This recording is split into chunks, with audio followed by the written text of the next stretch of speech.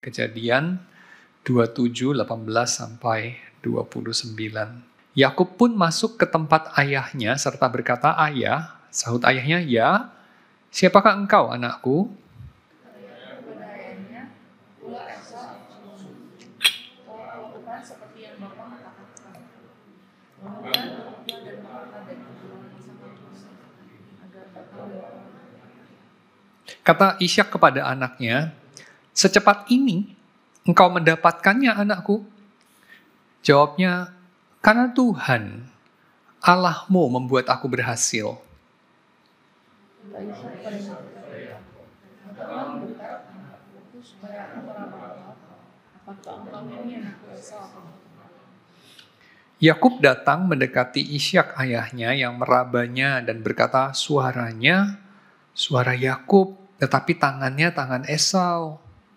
Jadi Ishak tidak mengenal dia karena tangannya berbulu seperti tangan Esau. Maka Ishak tidak memberkati dia. Tetapi ia bertanya lagi, "Benarkah engkau ini anakku Esau?" Jawabnya, "Ya."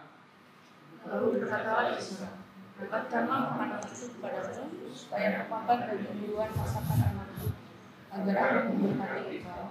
Jadi dikatakannya makanan kepada ayahnya, lalu ia makan buruannya kepadanya yang mulia. Berkatalah Ishak ayahnya kepadanya, "Datanglah lebih dekat lagi dan ciumlah aku, anakku." Lalu datanglah yang dekat-dekat dari menyalah ayahnya. Ketika Ishak mencium bau ayahnya, berkatilah ayahnya, "Sesungguhnya bau itu adalah sesuatu. Allah akan memberikan kepadamu embun dari langit dan tanah gemuk di bumi, serta kelimpahan gandum dan anggur. Bangsa-bangsa akan takut kepadamu, dan suku-suku bangsa akan sujud kepadamu. Jadilah tuan anak saudara-saudaramu, dan anak-anak ibumu akan sujud kepadamu. Kutuk lainnya dari siapa yang Ya, kita melihat dalam riwayat umat Tuhan itu tipu menipu dari bapak-bapak Israel itu sesuatu makanan sehari-hari ya. Kita kalau lihat kisah Abraham itu, setelah Abraham dipanggil Tuhan ya tentu saja kita tahu Abraham percaya akan janji Tuhan.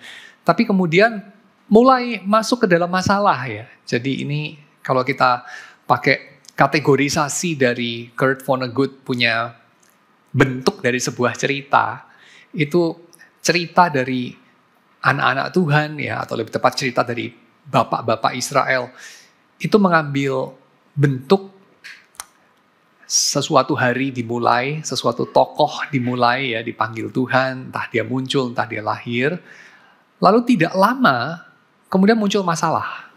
Jadi dibuka dengan masalah itu. Dan masalah itu seringkali diselesaikan dengan apa? Dengan penipuan ya. Kalau kita lihat Abraham itu dipanggil Tuhan, dia menjadi percaya, muncul masalah, masalahnya itu adalah kelaparan, masalah diselesaikan dengan pergi ke Mesir. Pergi ke Mesir menghadirkan masalah, dia khawatir akan dibunuh karena istrinya cantik. Ya, sepertinya ada ancaman yang cukup real, walaupun ternyata itu lebih banyak pada kekhawatiran dia ketimbang kenyataan ya. Istrinya akan dibunuh karena orang itu memang cenderung melakukan itu pada zaman itu, pada konteks itu, membunuh suaminya untuk kemudian mengambil istrinya. Dan Abraham khawatir itu akan terjadi pada dirinya, dia tidak pikirkan, dia tidak khawatir mengenai nasib Sarah, ya, dia hanya mengkhawatirkan keselamatan dan nasib dirinya. Lalu kemudian Abraham menyelesaikan itu dengan penipuan. Ya. Dan kemudian demikian kita melihat ditiru, di copy paste sama anaknya, yaitu Ishak. Ya. Ishak juga sama. Dia mengalami harus pergi ke tempat di mana rajanya tidak mengenal Tuhan, lalu kemudian dia punya problem yang sama, yaitu khawatir raja dari daerah asing yang dia harus menjadi orang asing di negeri itu. Dan ini diceritakan kepada umat Israel yang diberikan peringatan oleh Tuhan, engkau harus punya hospitality terhadap orang asing di tengah kamu, karena kamu sendiri mengalami keadaan jiwa sebagai orang asing di Mesir. Ya, jadi ini cerita diberikan kepada umat Israel yang harus punya hospitality kepada orang-orang asing di sekeliling mereka. Dan kemudian dikatakan Ishak menyelesaikan masalah itu dengan hal yang sama, tipu muslihat ya. Dia seperti bapaknya Abraham mengatakan, kepada istrinya, jangan katakan kepada orang-orang di sini bahwa kamu adalah istriku, katakan kamu adalah adikku. Ya. Lalu demikian juga kita lihat dengan narasi ini dilakukan oleh Yakub, ya. Dilakukan oleh Yakub, dan yang menjadi korban bukan orang asing, ya, tetapi Esau. Walaupun Esau kemudian menjadi bangsa yang tidak dikatakan diberkati Tuhan, ya, karena Tuhan memberkati keturunan Abraham lewat Yakub dan bukan lewat Esau. Tapi Esau menjadi korban dari penipuan. Again, polanya sama, penipuan dari umat Tuhan, ya.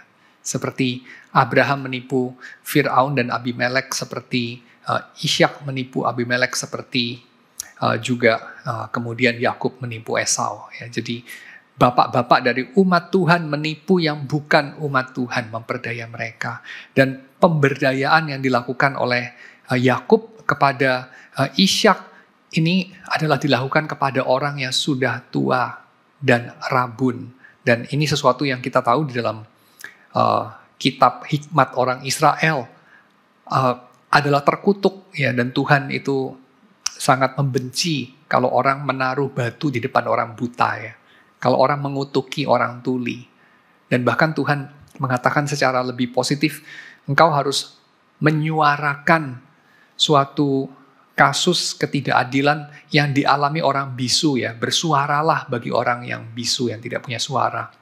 Jadi intinya kita tidak boleh mengeksploitasi kelemahan orang lain, kelemahan yang dia sendiri tidak berdaya untuk atasi, dalam hal ini penuaan, kerabunan, ya, dan seterusnya, ya, kebodohan barangkali, ya, dan seterusnya.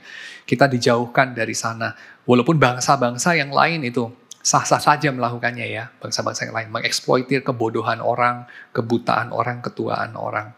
Tapi tidak demikian dengan umat Tuhan. Tapi justru dikatakan baik Abraham, Ishak maupun Yakub, mereka itu saling mengeksploitir, ya. Dalam cerita ini, Ishak yang pernah mengeksploitir orang lain, walaupun dengan alasan yang quite legitimate, ya, ketakutan dia ingin mempertahankan nyawanya, tapi memakai cara-cara yang memang biasa dilakukan bangsa-bangsa, tapi seharusnya tidak demikian dengan umat Tuhan.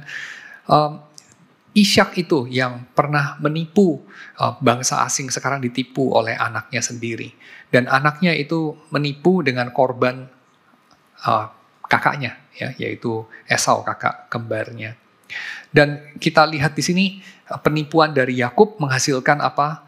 Ishak yang sudah sangat yakin dari depan bahwa ini bukan Esau menjadi goyah, menjadi bimbang, ya. Meragukan sendiri realitas yang dia dengar dari telinganya yang ternyata masih nggak budek-budek banget, ya, seperti matanya udah buta, ya, tapi telinganya belum budek banget, sehingga dia masih bisa membedakan suara dari Esau dan Yakub, ya. Dia katakan kalau suara itu suara Yakub, ya, tapi kalau aku raba ini kenapa tangannya seperti tangan Esau, dan dia juga mengatakan baunya itu seperti bau Esau, karena baunya itu bau binatang padang, ya. Baunya itu seperti padang yang diberkati Tuhan.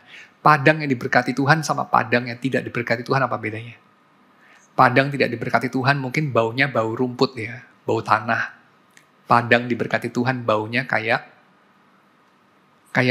RMCI pada musim lebaran haji. Karena sebelah kita ada masjid yang musim lebaran haji jual kambing, ya, jual lembu, jual segala domba barangkali, jadi baunya itu bau binatang ternak. Dan bagi kita orang kota mungkin kita kurang suka, ya, bau binatang ternak, ya. Saya sendiri pernah kos di Kukusan di UI, ya, bertahun-tahun, mahasiswa miskin, kos di samping kandang sapi, jadi seperti Yesus tinggal dekat kandang. Itu baunya kurang enak sih, ya. Saya kurang suka dengan bau binatang, ya. Tapi orang-orang Timur Tengah, mereka mungkin mencium bau binatang itu seperti kita mencium bau uang, ya. Uang kan juga ada baunya, ya. Dan nggak ada parfum bau uang, ya. Ada nggak sih parfum Calvin Klein, ya, whatever gitu. Bau apa? Aroma duit, nggak ada, ya. Tapi orang suka aroma duit, ya kan. ya. Bisa cium baunya dari 10.000 kilometer ya, bau duit. Gitu. Nah, mereka currency-nya tentu bukan duit ya, kayak Uncle Scrooge itu, si Paman Gober. Tapi currency-nya itu ternak. Dan padang yang diberkati Tuhan, maksudnya itu ya bau binatang. Kenapa? Karena binatangnya banyak ya. Kalau binatangnya banyak, itu diberkati Tuhan. Karena artinya ya duitnya banyak ya. Kalau punya kambing, domba, lembu, sapi banyak itu. Mereka itu ngitungnya bukan dari value-nya berapa dolar ya. Tapi kambingnya berapa, sapinya berapa. So, padang yang diberkati Tuhan, bau binatang. Esau bau padang yang diberkati Tuhan. Esau tuh bau kambing, maksudnya itu. Ya, bau kambing, bau binatang dia. Ya. Nah, tetapi si Ishak ini, walaupun hidungnya itu hidungnya masih tajam ya, bisa cium bau binatang, dan tangannya masih berfungsi, bisa bedain manusia yang berbulu sama tidak berbulu, ya. Kupingnya masih tajam, bisa bedain ini suaranya Ishak tuh beda sama suaranya Esau tuh beda sama suara Yakub ya. Tapi dia tertipu, karena rupanya yang memberi dia makan itu bukan Yakub, bukan Esau ya. Anak yang dia kasihi, yang dia ingin berkati at the expense of anak bungsunya. Yang dia ingin berkati menjadi pemenang yang mengalahkan, menjadi orang merdeka, menjadi tuan yang memperhamba saudara-saudaranya. Sebuah mindset yang Tuhan tidak berkenan saya kira ya. Sebuah mindset yang kruk ya, bengkok. Kalau menang harus ada yang kalah. Kalau mau jadi tuan yang berdaulat dan merdeka harus ada yang diperhamba dan harus ada yang dihina, harus ada yang diperalat. Kalau mau makmur harus ada yang dipermiskin ya. Mindset yang kruk. Tetapi itu yang dimiliki oleh Ishak. Dan dia ingin meneruskan itu pada generasi berikutnya.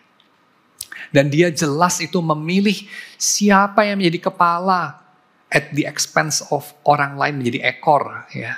Dan yang menjadi kepala di sini haruslah Esau.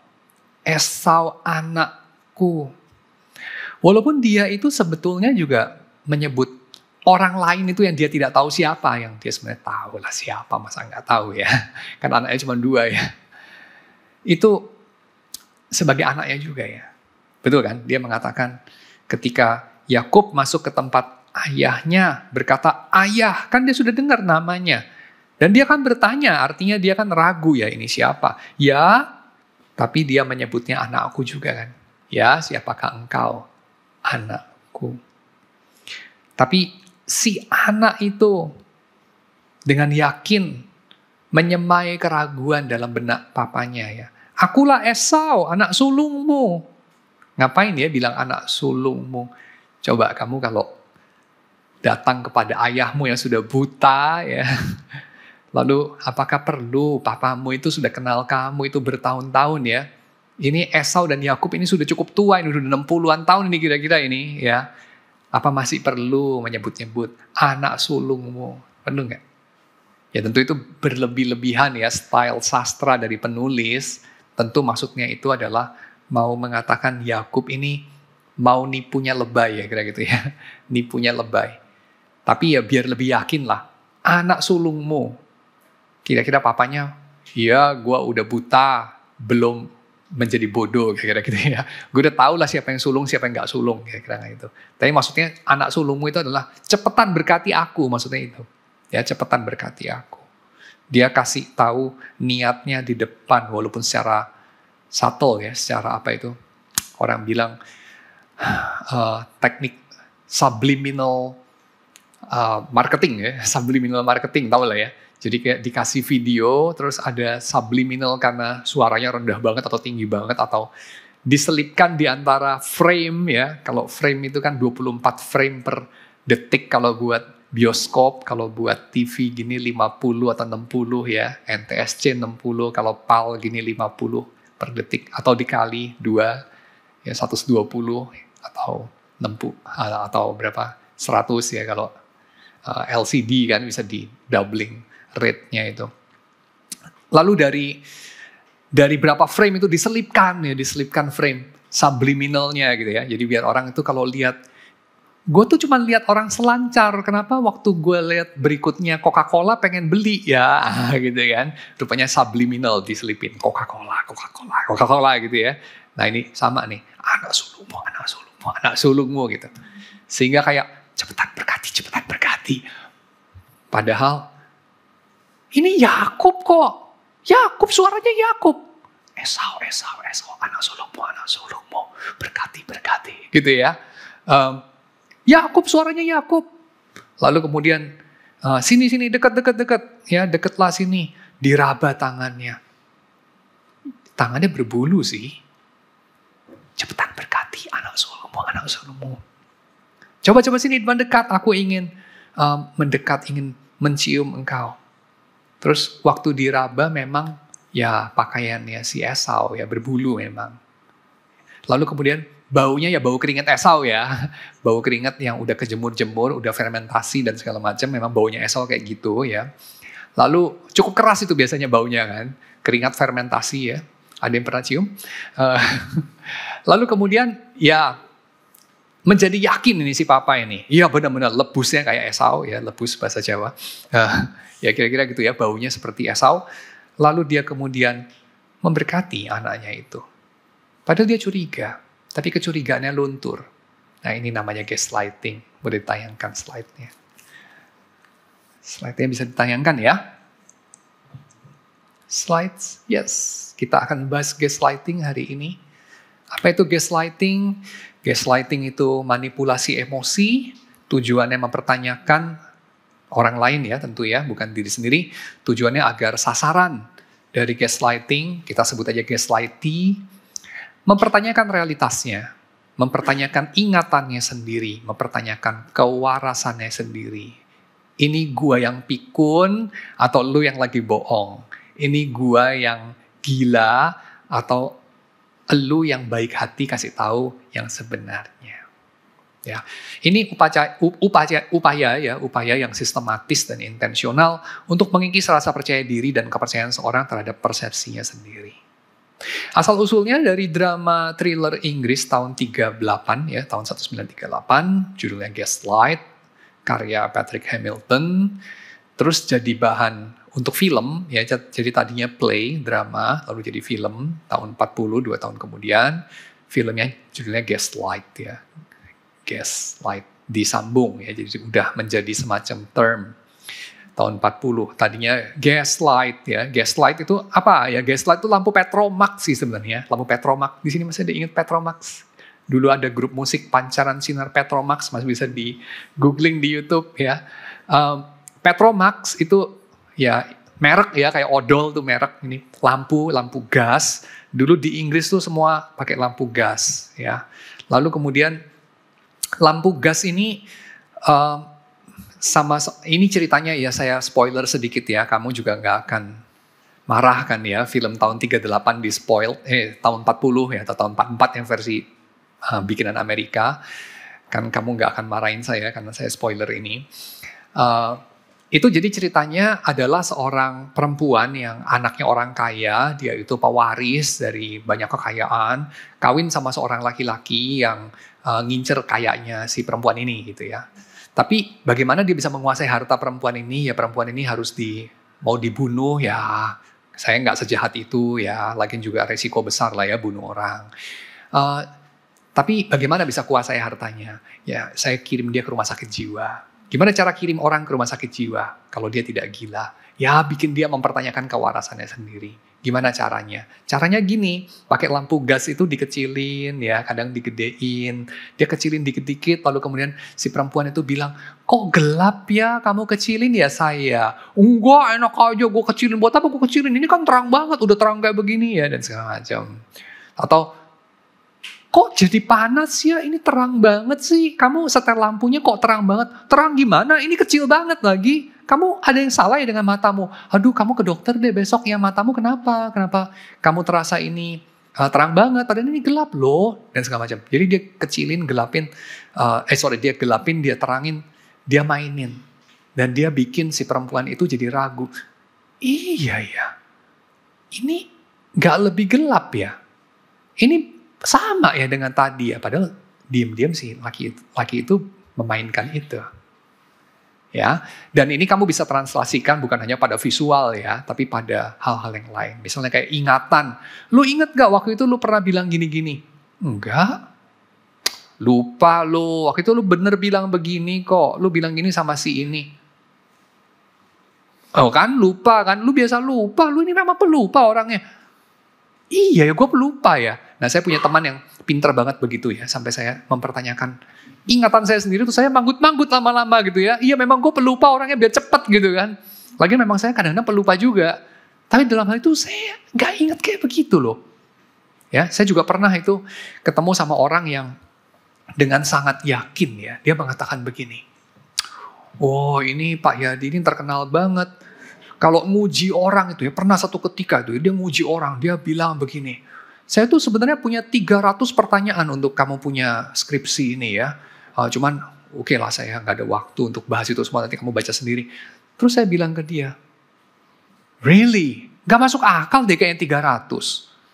Mana mungkin 300? Saya gak serajin itu kali, kalau 50 gitu masih mungkin aja ya, koreksi 50 typo atau apa. 300 kayaknya saya gak selebay itulah. Terus dia kayak dengan sangat yakin, iya bener lu lupa aja. Terus saya kayak, yaudahlah biar cepet. Cuman saya sampai rumah kayak, apa iya ya gitu ya. Dan seterusnya. Saya cukup sering loh ketemu orang begitu. Mungkin saya cukup magnet ya buat orang-orang gaslighter. Anyway, kayaknya tampaknya jinak gampang dibohongin. Iya, itu etimologi ya. Jadi dari sebuah film yang mana si laki-laki itu memakai teknik begitu untuk memperdaya istrinya, ngincer hartanya, biar istrinya nanti jadi kayak bingung sendiri, terus nanti dia laporkan kepada kayak dokter gitu dengan muka prihatin tentu, ya bahwa istrinya itu ya sudah terganggu lah jiwanya. Ya lalu dengan penuh tangisan dia kirim ke rumah sakit jiwa, sudah gitu ya sudah dikuasai hartanya, semacam itu. Ya itu filmnya. Nanti bisa nonton sendiri deh ya, saya nggak spoil lebih banyak lagi. Merriam-Webster mendefinisikan gaslighting sebagai jadinya penipuan terhadap ingatan, persepsi realitas atau stabilitas mental seseorang. Kata-kata ini tahun 2022 itu sudah menjadi satu kata kunci yang trendy dan sering digunakan.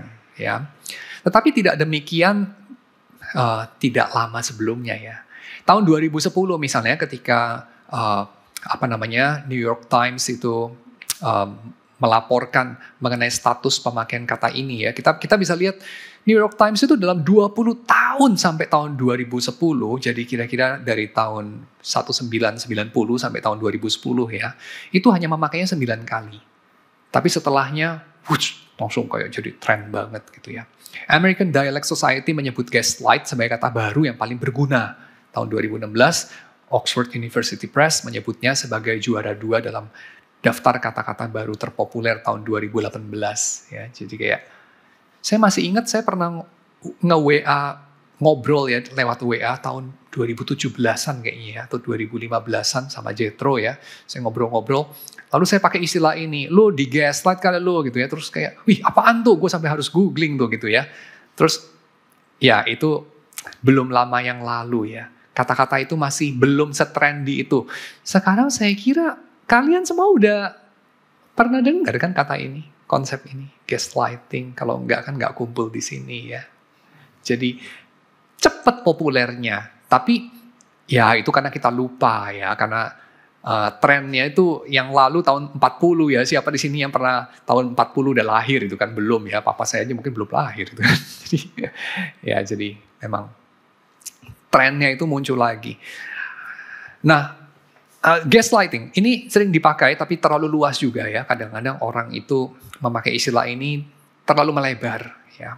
Jadi jangan ceroboh memakai istilah ini karena sering digunakan sebagai tuduhan. Gaslighting sering digunakan untuk menyebut misalnya orang yang ngotot mempertahankan pendapatnya, itu aja ya. Jadi dia ngotot mempertahankan pendapat, terus kita bilang lu jangan gaslight gue.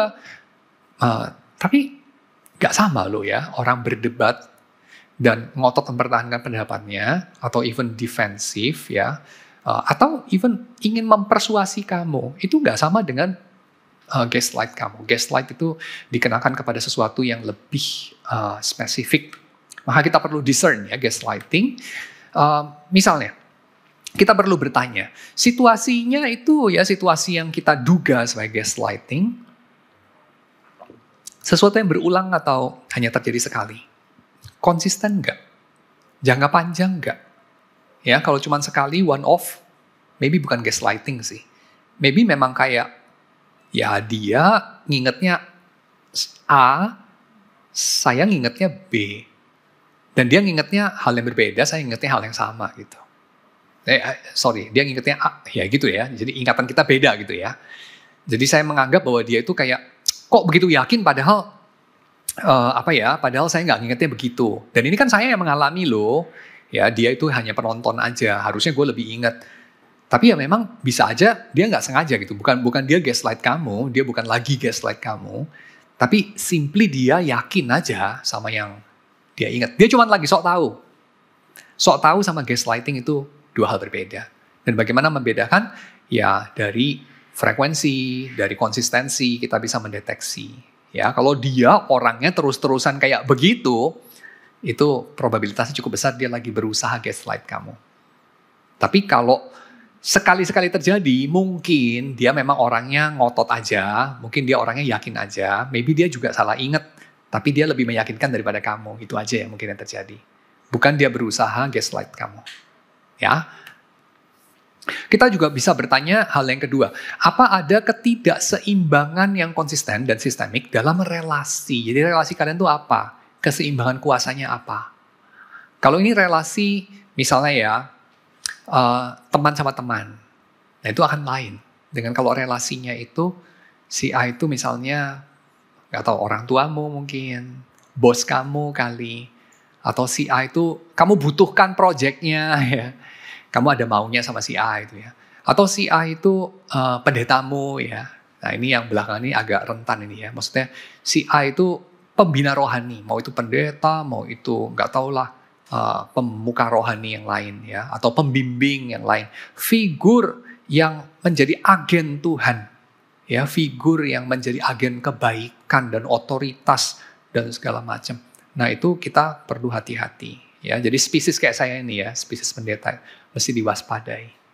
Karena rentan abuse yang satu ini. Ya.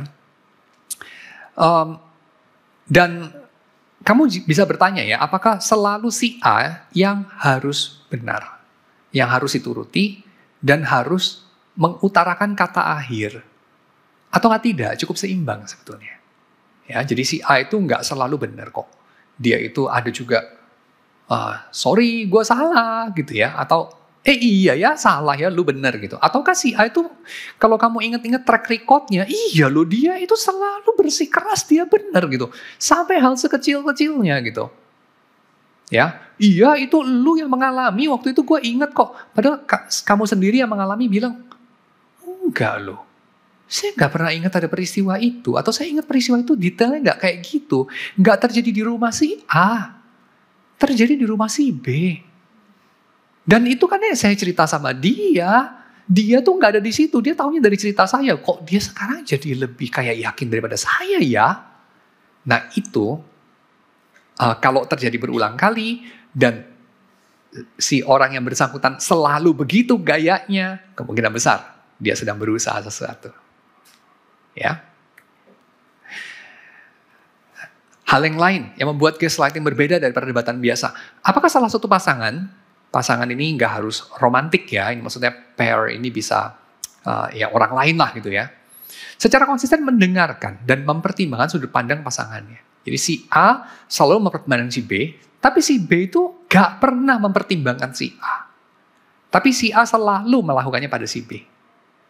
Ya, jadi misalnya.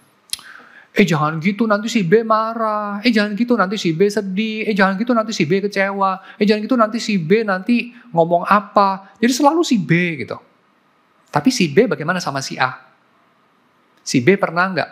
Jangan gitu nanti si A marah loh. Jangan gitu nanti si A kecewa loh. Jangan gitu nanti si A sedih. Itu nggak pernah gitu. Si B ke A tuh nggak pernah. Tapi si A ke B selalu begitu.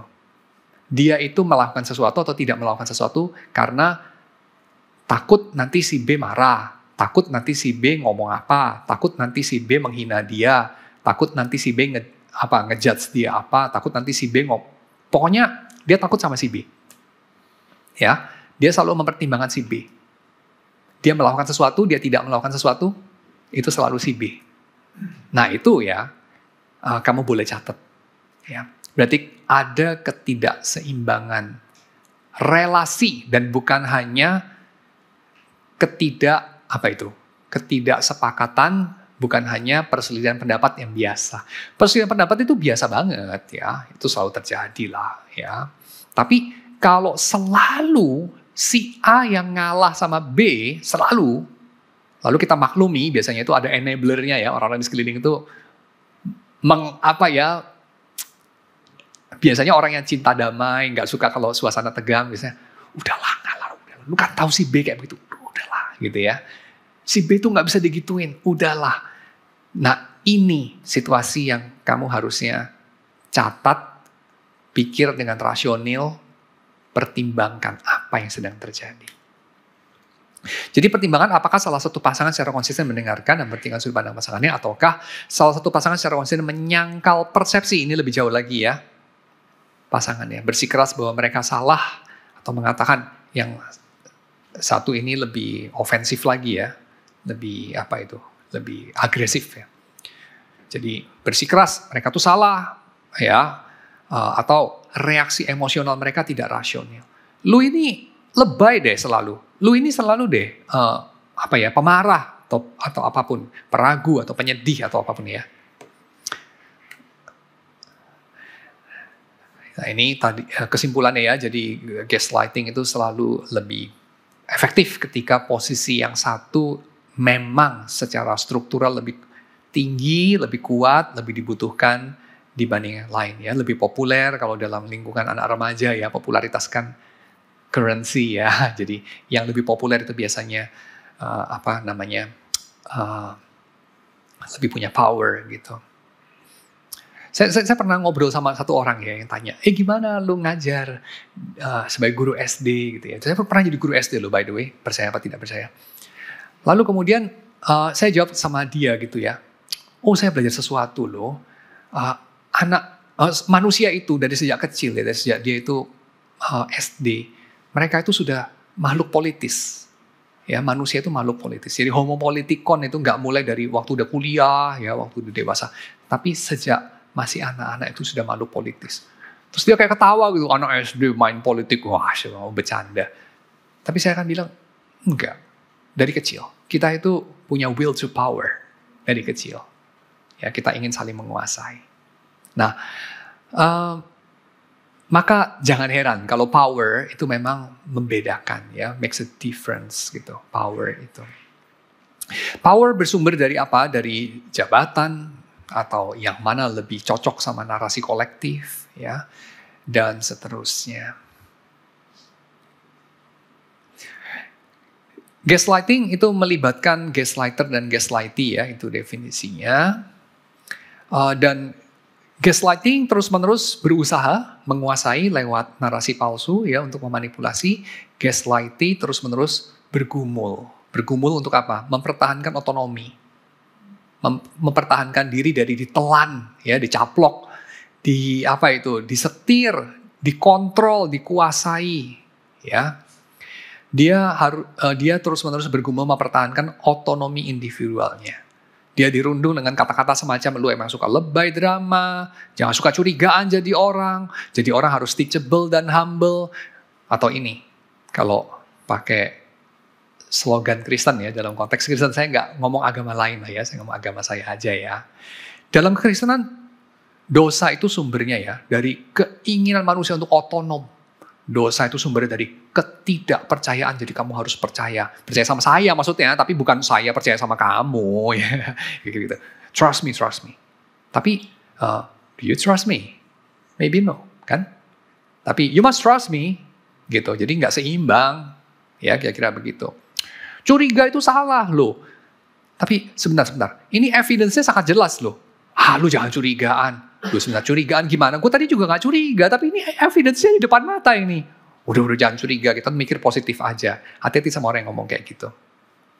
Ya, atau ini, pikiran manusia tuh udah jatuh dalam dosa, penilaian kita bisa salah. Ini kan semua benar ya secara teologis ya. Iya benar, setuju. But so what? So what?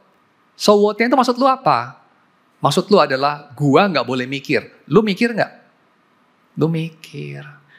Lu mendiscourage gue untuk gak mikir supaya lu lebih gampang nipu gue gitu aja. Jangan mikir. Kita masih beriman, masih percaya. Oke? Ya. Jadi maksudnya gue harus menurunkan kadar skeptisitas gue. Iya tuh lu tuh terlalu curigaan, terlalu suspicion, lu hermeneutic of suspicion, hermeneutic of trust, semacam. Iya, lu hermeneutic of trust gak sama gue? Mungkin enggak. Ya kan?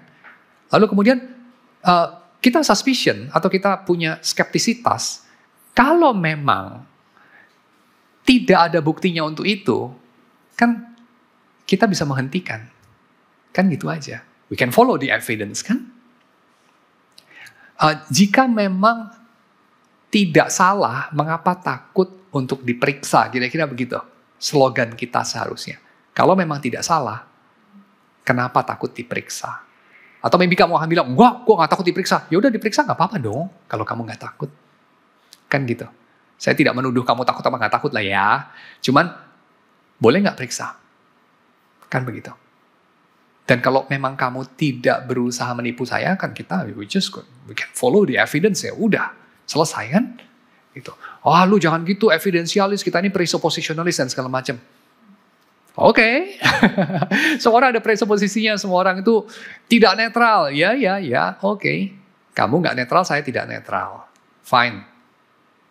Tidak netralnya kamu dan tidak netralnya saya dalam posisi yang berlawanan bisa ditimbang bersama toh. Nah itu ya. Atau ini, Tuhan tuh memilih para pemimpin dan pembina rohani ya untuk kebaikan bersama, untuk kebaikan kamu ya dan seterusnya. Oke.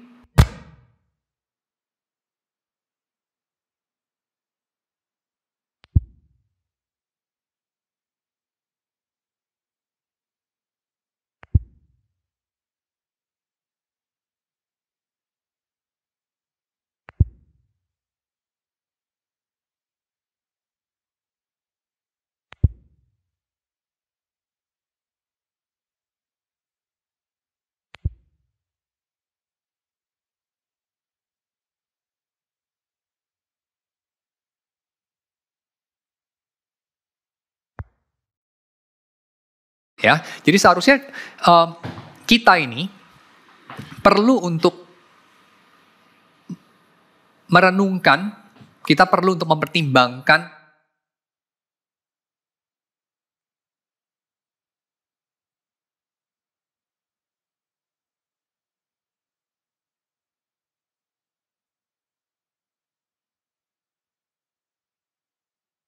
opini kamu saja. Itu kan opini kamu. Oh iya ya, ini opini saya. Tapi even Yesus ingin mengetahui opini saya loh. Tapi tentu kita tidak boleh pongah juga di sisi yang lain ya. Dan mengatakan, ini pendapat saya nggak peduli lah Alkitab ngomong apa, saya nggak peduli Calvin ngomong apa, saya nggak peduli Calvin Wijaya ngomong apa, dan seterusnya gitu ya. Tentu itu, arogan. Saya nggak peduli seluruh dunia ngomong apa, pokoknya saya ngomong gini. Nah itu ya arogan ya, kamu ingin didengarkan, tidak mau dengarkan orang lain. Tapi sisi yang satu itu juga kamu perlu waspada, yaitu apa? Tuhan sendiri ingin dengar opinimu. Ya, Tuhan tuh tahu nggak sih pemimpin Sanhedrin berpendapat apa mengenai dirinya? Orang-orang Farisi, ahli Taurat udah ngelotok Alkitab ngomong apa soal dirinya. Tuhan tahu lah. Tapi tetap Tuhan pengen tahu. Tapi Petrus gue pengen tahu pendapat lo. Nah kita ini punya sikap apa? Jangan-jangan kita merasa gak penting lah opini gue. Oh iya ya, opini ini mungkin tidak sepenting itu. Tapi opini lu penting. Pikir itu baik-baik. Opini lu bukan tidak penting. Walaupun seringkali ya, Tentu ini bergantung orangnya. Ada orang yang kayak super pede gitu ya, megalomania gitu ya. Orang yang megalomania saya akan bilang kepada dia, opini lu gak sepenting itulah. Cuman one among many opini lu itu. Tapi kepada orang yang menjadi korban gaslighting dari sejak kecilnya gitu ya. Saya akan bilang, tapi opini lu penting juga loh. Ya, opini lu penting. Bahkan penting bagi Tuhan. Penting bagi Tuhan. Ya. Karena Tuhan bertanya kepada Petrus, menurutmu siapa aku ini? Dan baru setelah Petrus ngomong ya, kemudian Yesus ngomong, engkau berbahagia. Sebab engkau bisa punya opini itu, karena itu berasal dari Bapakku yang di surga. Oke? So, kamu perlu memikirkan, waktu kamu baca buku, mendengar khotbah, menimbang satu masalah, dan seterusnya. Oke, sosok A mengatakan ini, sosok B mengatakan ini, C mengatakan ini, D mengatakan ini, figur dalam sejarah, dan seterusnya. Ya, lalu kamu sendiri. Setidaknya kamu sendiri dalam pembacaanmu akan kitab suci, kamu sendiri dalam pengenalanmu akan Yesus, dan datangnya kerajaan Allah dalam Yesus, mengatakan apa? Ya, oke. Matius pasal 5 ayat 37 mengatakan, jika ya, hendaklah kamu katakan ya. Jika tidak, hendaklah kamu katakan tidak. Apa yang lebih daripada itu berasal dari si jahat. Jadi, sebagai orang Kristen, kita itu perlu memegang sebagai satu dasar, kebenaran itu kebenaran. Kebenaran itu kebenaran. Itu sangat penting. Kita tidak bisa kemudian mengkompromikan kebenaran. Karena apa? Kemuliaan Tuhan, kejayaan, nanti apa kata orang, nanti kita terlihat bodoh, nanti kita terlihat jelek atau lemah. Tidak bisa ya. Kebenaran itu kebenaran. Benar itu benar, salah itu salah. Ya, kamu mungkin pernah mendengar istilah apa ya? Right or wrong is my family, right or wrong is my church, right or wrong is my country. Itu benar. Right or wrong is your country, right or wrong is your church, right or wrong is your leader, right or wrong is your family, is your father. Yes. But right or wrong is right or wrong. Setuju nggak? Right is right, wrong is wrong. Ya, dia ayahmu, ya, dia pemimpinmu, ya, itu gerejamu, ya, itu keluargamu, ya, itu agamamu, ya, itu negaramu, ya, itu bangsamu, ya. Tapi ya adalah ya, dan tidak adalah tidak. Tapi benar adalah benar, dan salah adalah salah. Itu juga benar kan?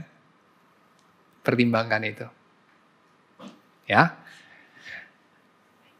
Dan pertimbangan satu ini. Yohanes pasal 8:44. Iblislah yang menjadi bapamu, kata Yesus, dan kamu ingin melakukan keinginan-keinginan bapamu, ia adalah pembunuh manusia sejak semula dan tidak hidup dalam kebenaran, sebab di dalam dia tidak ada kebenaran. Apabila ia berkata dusta, ia berkata atas kehendaknya sendiri, sebab ia adalah pendusta dan bapa segala dusta. Pegang ini sebagai orang Kristen. Pegang ini. Kebenaran independen dari kepentingan. Kebenaran itu independen dari kepentingan. Bukan berarti kita bilang kepentingan itu nggak ada. Ada kepentingan itu. Tapi kebenaran itu juga ada. Ya, pegang itu. Hormati itu. Hormati itu.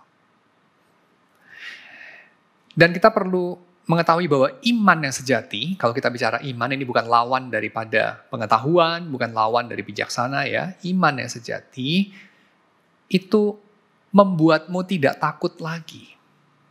Kalau iman bikin kamu malah makin takut ini, takut itu, maybe itu bukan iman. Ya, maybe itu fanatisme. Maybe itu insekuritas. Iman itu bikin kita tidak takut. Iman bikin kita makin berani.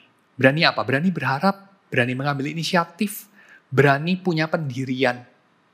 Kalau kita makin beriman, lalu makin apa-apa nanya kepada pembimbing rohani, kepada atasan, kepada teman, apa-apa nanya fine ya, satu hal ya, tapi apa-apa nanya untuk mengambil keputusan, final, kita serahkan keputusan pada orang lain, ada yang salah dengan kamu. Ya, jadi kayak, ya saya kan orang beriman, saya harus apa-apa nanya. Ya, good, nanya apa misalnya? Saya cocok gak ya Pak nikah sama dia? Saya cocok gak Pak ya pindah kerja ke tempat ini? Fine, bagus. Minta pertimbangan, bagus. Kerendahan hati. Tapi kerendahan hati beda dengan dependensi. Ya, perlu dibedakan. Rendah hati sama sikap dependence. Loh kan kita dependent sama Tuhan Pak. Oh iya, kamu dependent sama Tuhan yang ingin tahu opinimu. Kamu dependent sama Tuhan yang menyerahkan tanggung jawab kepada kamu. Kamu dependent kepada Tuhan yang ingin tahu kamu ambil inisiatif apa, memutuskan apa, kepada Tuhan yang ingin lihat kamu bikin apa dengan talentanya yang Dia percayakan kepada kamu. Kamu bukan dependent kepada Tuhan yang mengatakan shut up and listen and just do it. Tapi kamu dependent kepada Tuhan yang kepingin tahu pendapatmu. Menurutmu Petrus, aku ini siapa?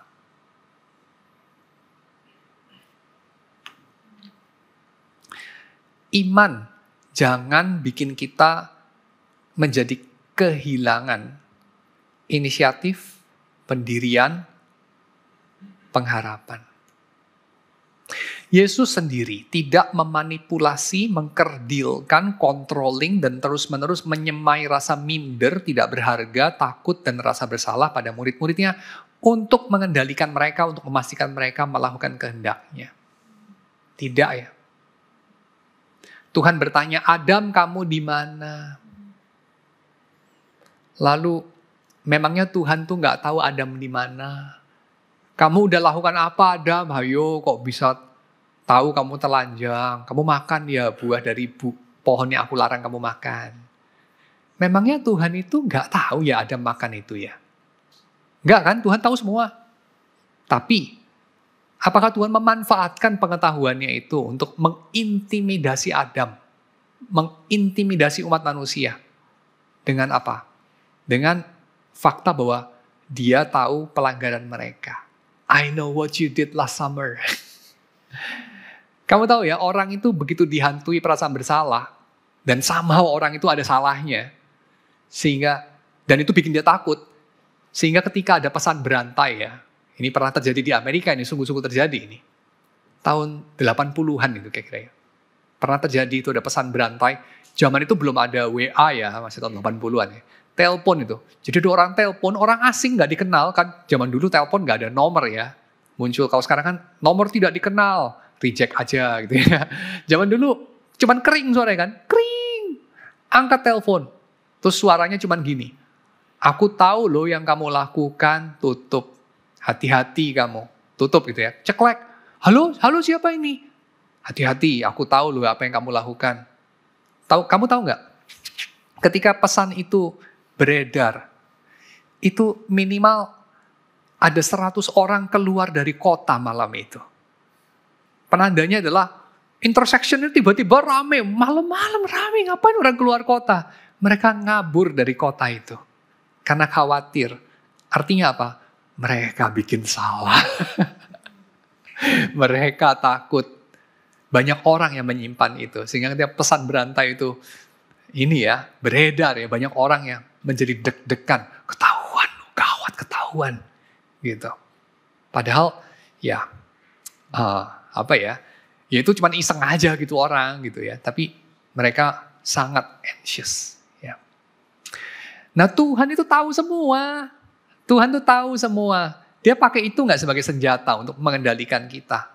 Tidak. Ya. Maka hati-hati dengan orang yang memakainya sebagai senjata. Tuhan yang tidak memerlukan kita, menginginkan kita ada. Ya, Tuhan tuh nggak perlu kita. Manusia itu seringkali perlu kita. Ya, organisasi itu perlu kita. Dunia ini perlu kita.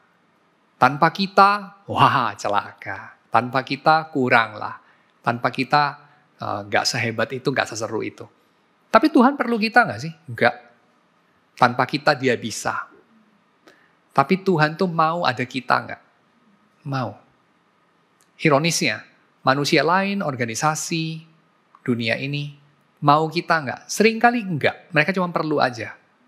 Mau kita? Enggak. Mereka nggak tertarik sama kita. Nggak tertarik sama kamu.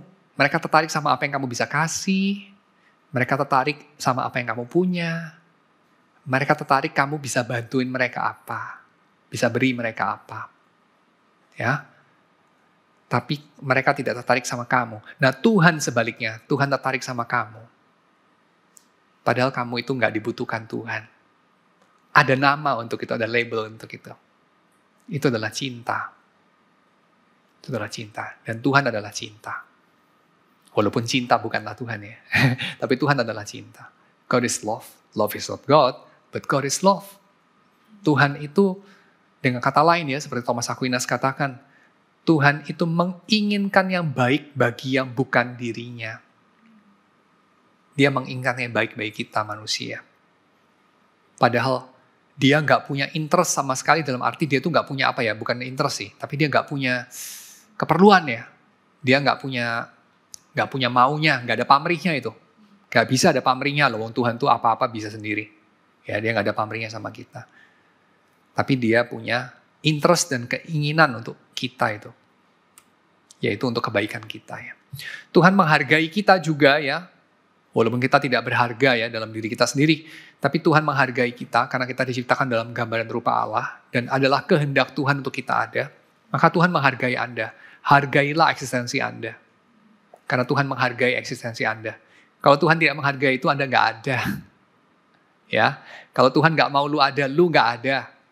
Karena apa? Keberadaan lu tuh nggak dibutuhkan dalam dunia ini, nggak oleh Tuhan, ya. Tapi Dia mengadakan kamu, Dia menghargai kamu, mencintai kamu, ingin membebaskan kamu dari dosa, baik dosa kamu sendiri maupun dosa orang lain. Tuhan di dalam Yesus dan melalui kuasa Roh-Nya itu sedang merubah kamu, menciptakan kamu sebagai ciptaan baru bagi kemuliaannya dan adalah bagian dari proyek pembaruan jagat raya yang Dia sedang kerjakan dalam Yesus. Ya. Maka tolong hargai itu ya. Hargai setidaknya penghargaan Tuhan terhadap kamu. Kamu itu sesuatu yang berharga, bukan dalam diri kamu sendiri memang ya, tapi karena Tuhan menghargai kamu. Terima itu. Ya, terima itu. Dan kamu akan punya modal untuk tidak gampang-gampang melacurkan dirimu demi penerimaan orang lain yang punya maunya sama kamu. Ya, dan hanya ingin sesuatu yang mereka mau dari kamu itu.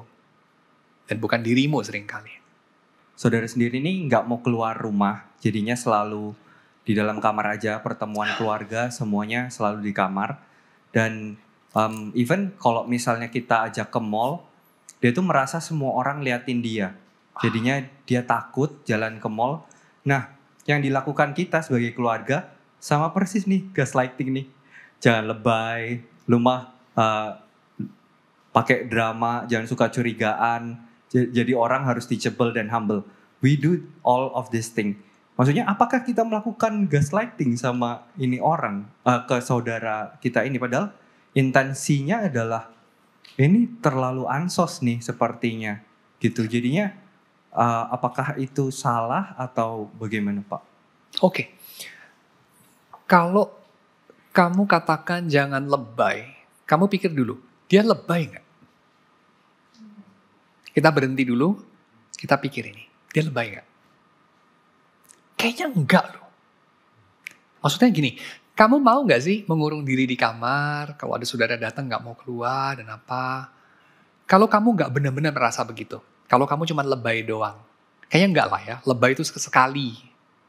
Lebay itu sesekali. Bikin drama tuh sesekali. Kalau tiap kali drama namanya bukan bikin drama lah ya, itu ya. Itu namanya udah kebiasaan gitu kan. Emang dia orangnya gitu, nah itu. Tapi bikin drama, lebay itu cuma sesekali. Nah kenyataannya kan dia setiap kali begitu. Nah kalau dia setiap kali begitu, pasti ada penyebabnya. Apa penyebabnya? Mungkin memang bener yang dia ngomong loh. Dia merasa semua mata melihatin dia. Nah ini kan ada namanya itu. Nah saya bukan psikolog ya. Tapi kalau dikonsultasikan kepada psikolog, barangkali perlu kepada psikiater, tenaga profesional lah ya, untuk menganalisis keadaan dia.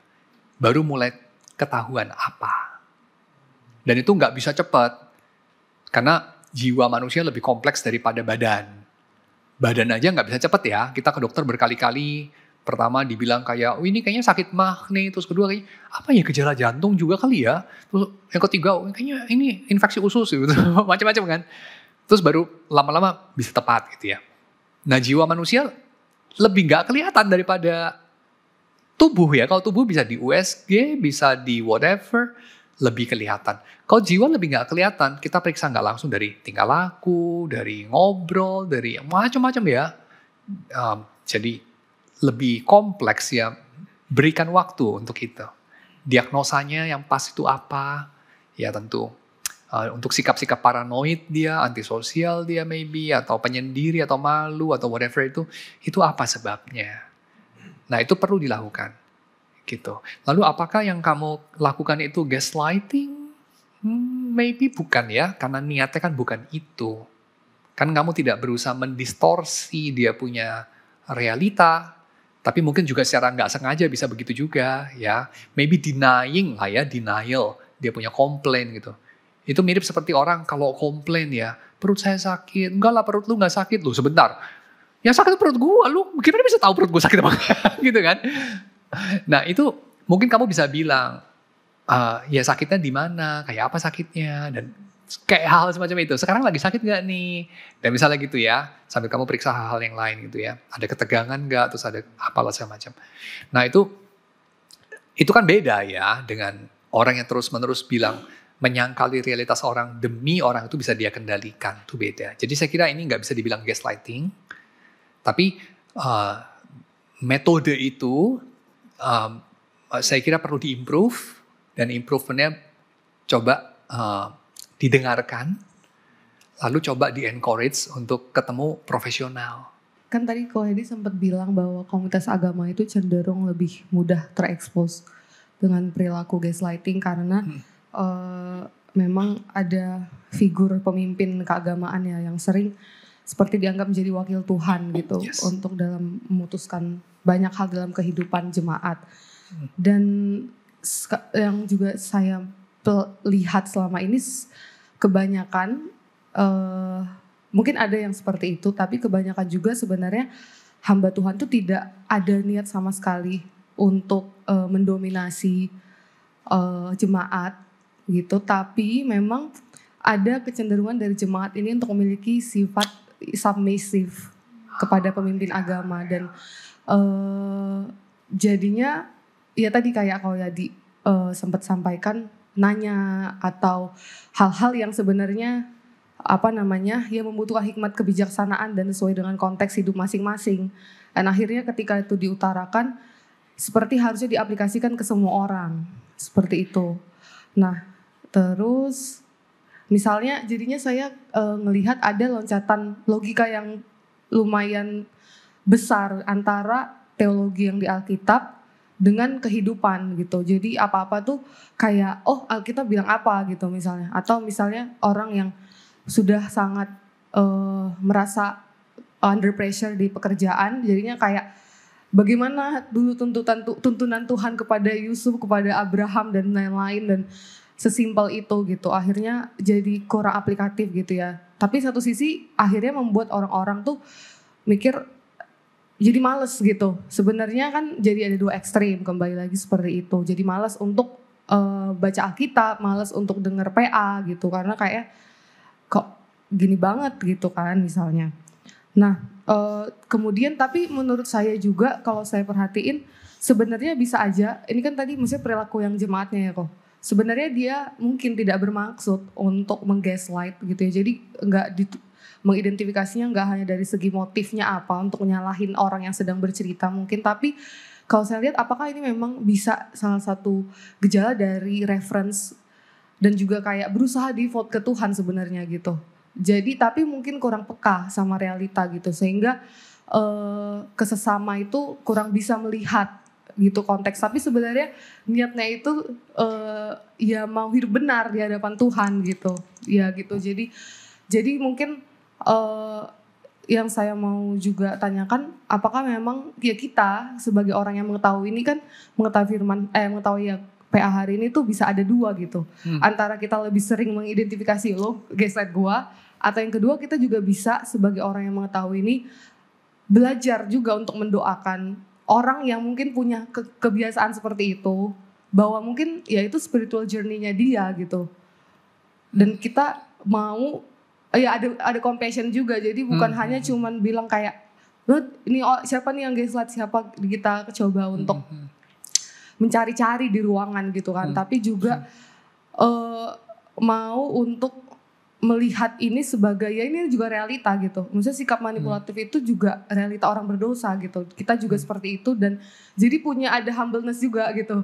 Jadi nggak sampai berhenti di mengidentifikasi aja, tapi juga mau menjadi saudara bagi orang yang mungkin cenderung punya perilaku seperti itu, kayak gitu sih kok. Jadi apakah memang yang pertama saya tanya, apakah memang benar yang tadi itu bisa muncul bukan karena dia ingin menyalahkan, tapi juga karena reference kepada Tuhan, tapi kurang kepekaan aja. Dan kedua juga ya sikap kita sebagai orang yang mendengar ini, sebagai tahu ini, bukan untuk saling menunjuk, tapi ya untuk berbelas kasih bagi satu sama lain. Bukan hanya berbelas kasih bagi korban gaslighting, tapi juga berbelas kasih bagi pelakunya, seperti itu.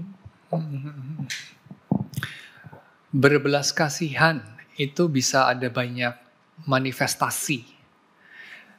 Bagaimana kita melakukan belas kasihan kepada misalnya Ted Bundy, serial killer. Tentu beda manifestasi dengan bagaimana kita berbelas kasihan kepada seorang bayi yang dibuang sama ibunya karena ibunya masih umur 16 tahun waktu melahirkan.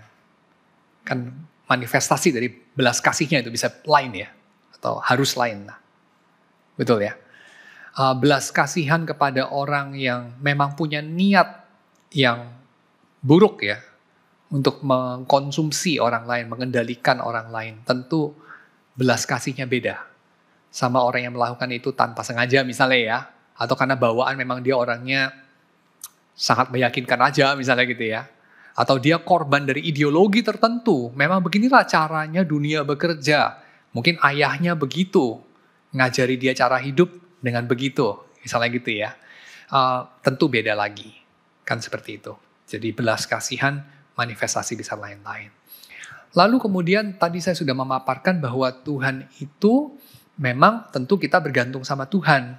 Dan tentu kita tidak bisa melepaskan kenyataan bahwa kita itu juga saling bergantung juga sebetulnya secara terbatas. Dalam arti misal saya tuh bergantung sama PLN.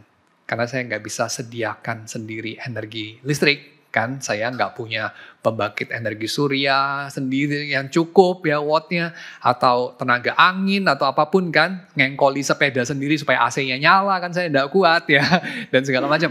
Jadi saya kan bergantung tuh sama PLN kan begitu. So ya kita ini saling bergantung juga, tapi bergantung itu harusnya terbatas, pertama itu, kecuali kepada Tuhan. Kedua, kalau kita renung-renungkan, Tuhan saja yang memang menciptakan kita sebagai makhluk yang bergantung sama Dia, karena ya apalagi ya semua memang bergantung sama Tuhan ya, itu menginginkan kita untuk punya kedaulatan. Pikir itu pelan-pelan. Tuhan mau kita punya kedaulatan. Apa sih artinya kedaulatan? Ketika kita punya kedaulatan atas negeri Belanda, atau dari negeri Belanda, itu artinya Belanda bisa mengatakan kepada kita, aku nggak mau kamu begini, dan kita bisa mengatakan, enggak, aku mau begini. Kamu nggak mau aku begini, ya nggak apa-apa, itu kan urusanmu. Tapi urusanku, aku mau aku begini. Tuhan memberikan itu kepada kita loh. Tuhan memberikan tanggung jawab, dignity, sovereignty, kepada kita. Nah itu yang didinai sama para pemuka agama yang mengatasnamakan kekristenan, submission, dependence, Obedience, ini big word ya untuk gaslighter. Obedience, taat sama Tuhan, pokoknya kamu taat saja. Oke, taatnya sama Tuhan. Ya tapi taat Tuhan termasuk taat sama saya. Oke, secara terbatas loh. Tidak pernah tanpa syarat. Pikir baik-baik kita. Pikir baik-baik itu. Apakah Tuhan mengatakan misalnya kepada Timotius, taatlah kepada Paulus tanpa syarat? Enggak pernah. Anak-anak taatlah kepada orang tuamu tanpa syarat. Tidak pernah. Ya kan? Taatlah kepada pemimpinmu tanpa syarat. Enggak pernah loh, wong pemimpinnya Petrus. Bisa dibilang imam di bait suci. Terus Petrus bilang apa kepada imam di bait suci? Menurutmu kami harus lebih taat kepada Allah atau kepada manusia? Ya kan? Jadi tentu taat secara terbatas. Tentu banget kita mesti taat sama maskapai penerbangan. Selama kamu duduk kenakan sabuk pengaman. Ya, turbulensi jangan pakai kamar toilet ya. Tentu kita taat sama protokol. Yes, gak ada yang salah dengan itu. Tapi selalu bergantung, selalu tunduk mutlak tanpa syarat kepada orang lain, itu ada yang salah dengan itu. Karena Tuhan memerintahkannya itu adalah saling tunduk dalam takut akan Kristus, bukan kamu tanpa syarat tunduk pada siapapun. Tapi saling tunduk dalam takut akan Kristus. Dalam takjub akan Kristus, kita bisa ganti itu. Karena takut itu bisa ada dua sisi ya, selalu ada dua sisi. Takjub dan takut. Ya. So, kembali saya kepada pertanyaannya. Jadi kalau ditanya, bagaimana kita tahu ya yang mana itu sudah yang mana, bagaimana kita tahu itu mana yang baik bagi kita, semacam gitu ya, atau mana yang Tuhan kehendaki gitu ya. Maka kita perlu untuk berpikir begini. Kita perlu memelihara bahkan sampai kepada level individu. Jadi kita tidak bisa menyerahkan semuanya kepada kelompok. Tapi dalam hal-hal tertentu sampai kepada level individu, kita perlu memelihara kemandirian kita. Kemandirian dalam arti apa? Dalam arti Tuhan tuh bertanya kepada kita. Tuhan itu menunggu kita, in a way ya, kita bisa katakan menunggu kita bersikap, bertindak. Karena dia tuh pengen juga kita itu kayak mempersembahkan tubuh kita, mempersembahkan waktu hidup kita dan seterusnya. Jadi saya mungkin gini kali ya, saya komentarin pakai analogi. Jadi kayak beberapa orang itu kan dalam kesibukan, ini saya kembali menanggapi pertanyaan yang pertama ya. Beberapa orang dalam kesibukan itu kan kurang minat juga untuk ikut PA, atau tadi turut ya nanya ya, atau sebelumnya ya. Orang dalam kesibukan mungkin malas juga ikut PA ya, atau malas juga untuk membaca komentari sendiri ya, dan segala macam gitu. Dan pertanyaan-pertanyaannya seringkali itu adalah langsung aja gitu ya. Saya tuh menemui kesulitan ini dalam pekerjaan saya. Kira-kira ayatnya mana? Kira-kira Alkitab ngomong apa? Kira-kira Tuhan mau apa kan? Kira-kira begitu ya. Kayak jumping aja langsung gitu, loncat aja gitu. Tadi loncatan logika itu ya tadi ya, loncatan logika. Pertanyaan ini rute tadi ya, bener ya.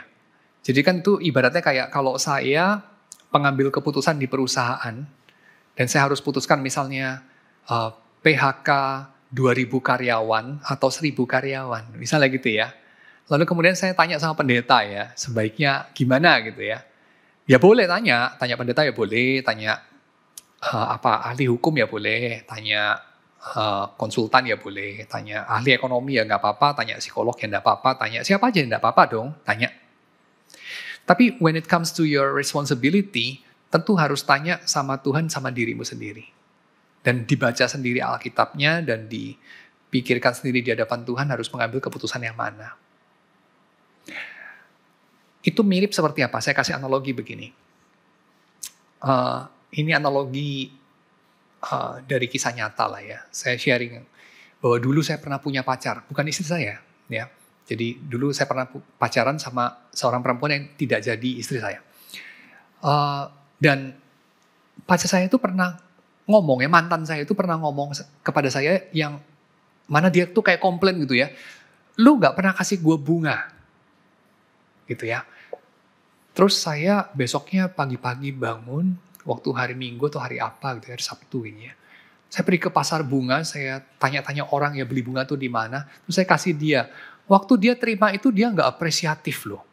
Dia nggak menghargai jeri lelah saya dan segala macem ya. Ya lu kasih gue ini karena gue kemarin ngomong itu. Terus saya mulai naik pitam gitu. Jadi mau lu apa gitu. Terus saya pikir kayak, hey itu aplikatif loh. Untuk kita kenakan pada situasi ini. Kita tanya Tuhan, kita tanya sama hamba Tuhan. Maunya Tuhan apa gitu ya. Jadi saya bagaimana menangani pecat karyawan 2.000 apa 1.000? Pecat yang mana? Ekspansi apa? Saya melantai di pasar bursa saham apa tidak? Dan segala macam. Itu mirip seperti kita nanya pacar kita, hari ini lu mau dibeliin bunga melati atau mawar atau anggrek warnanya biru atau ungu atau abu-abu atau whatever, lu mau makan di mana? Terus dia akan bilang, come on, surprise me. Kan kira-kira begitu. Melalui itu, saya pingin untuk meraba-raba, kamu tuh kenal saya enggak? Kamu tahu enggak bagaimana menyenangkan saya? Kira-kira begitulah ngomong kasarnya. Yang mana saya menerapkan ini enggak pinter-pinter, mungkin dasarnya ada sedikit secara sosial kurang cerdas, bodoh secara sosial. Tapi kurang lebih itu yang saya bisa kasih analogi gitu. Mengenai kita bagaimana tahu Tuhan maunya apa, kita bagaimana menyenangkan Tuhan, kita bagaimana mendedikasikan hidup kita bagi Tuhan dalam segala aspeknya, dalam setiap jengkalnya, seperti Kuiper bilang itu ya. Setiap jengkal itu, tidak ada satu jengkal pun, tidak ada satu inci pun ya. Yesus tidak bilang ini milikku gitu. Lalu kita bilang, oh kan Kuiper bilang gitu ya, jadi saya setiap keputusan di perusahaan saya tanya pendeta gitu. Duh pendetamu juga nggak tahu kali ya. Jadi harus beli software yang mana ya Pak ya gitu kan, dan segala macam. Loh kayak gini jangan tanya pendeta lah. Ya kira gitu kan, lu putusin sendiri lah. Atau lu tanya konsultan software, misalnya begitu. Ya nggak ada orang sampai selebay itulah. Tapi kira-kira begitu jawaban saya. Bahkan juga jangan tanya Tuhan, in a way gitu. Kayak dalam analogi saya itu, seolah-olah kayak saya tanya pacar saya gitu ya. Lu maunya dibeliin bunga yang mana supaya lu seneng gitu. Itu kan apa ya, defy the purpose gitu, kayak defying the purpose kan. Kira-kira begitu. Tuhan tuh pengen lu kasih surprise sama dia walaupun dia enggak bisa surprise. Sebenarnya hal tersebut ya kayak sikap yang selalu bertanya pada Alkitab dan lain-lain itu sebenarnya bagian dari apa ya, mungkin seperti tadi devotion ke Tuhan yang masih infantil aja gitu. Maksudnya yang memang orang Kristen itu semakin dia bertumbuh dewasa dalam Tuhan ya tadi yang kayak di slide, semakin berani, semakin bisa ambil putusan. Jadi bisakah kita menganggap nih kalau saya bertanya sebagai saya yang melihat orang yang seperti itu gitu, atau jadi belas kasihannya tuh dalam bentuk seperti itu bisakah gitu, kayak ngerasa oh ya nih orang masih dalam stage yang seperti ini gitu. Yes.